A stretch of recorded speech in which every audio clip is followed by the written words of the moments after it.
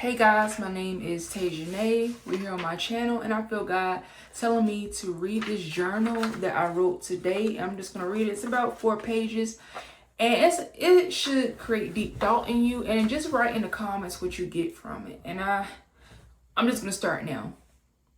The most difficult part of the cocoon is waking up and emerging out of the cocoon. As you build, grow, hibernate by isolation, doing the internal work, it doesn't change the environment. You change, but your environment doesn't. That same wind, same rain, same heat from the sun and environment is there when you emerge. I believe you go through harder times as a caterpillar than a butterfly. However, it isn't until you begin transforming that you realize how detrimental that environment was to your growth. When a caterpillar, if it knows it's one, doesn't know what it will turn into as it transforms, it could turn into a moth or a butterfly. How are we even sure it knows why it's building a cocoon rather than feeling led or tired of its form so it builds one?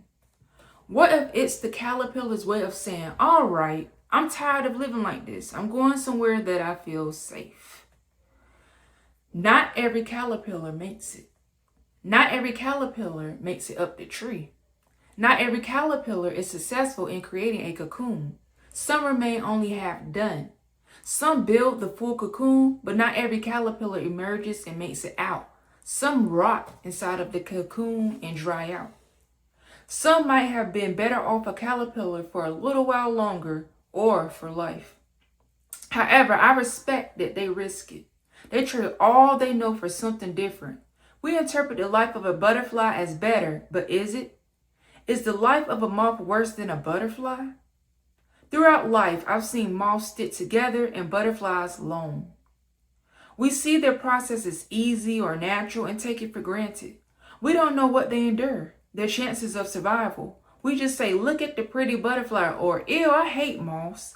Turn off the porch light before it comes in the house. Hurry. We thank and admire the butterfly for its beauty and representation, yet we forget about the caterpillar's journey, what works it does. The caterpillar could have went through all that transformation only to last a day as a butterfly. You see, not even all butterflies make it to the end. Not all butterflies live a full, long life. Some just survive the emerge stage, just to experience a hint of the life. We don't know what that butterfly feels. It could have thought that life as a caterpillar is easier or was easier or even better. It could have dreamed of becoming a moth versus the lone social butterfly. Again, we take for granted the moth's life. How do we know its expectation wasn't to become a butterfly? And while its intentions were pure, it learned to manage a great life as a moth instead. Did it do something wrong, or was it meant to be? Look at it this way. Becoming a butterfly is rare. No matter how many we see, it's still rare, and most don't make it. So don't take your process for granted. You don't know if you'll become a beautiful, resilient moth or a beautiful, rare butterfly. You don't even know if you'll make it to the cocoon or even out, or even how long you'll last as a moth or a butterfly. All we have is today and the thoughts, consequences, and lessons of the past. We also have our plans, hope, and existence of the future.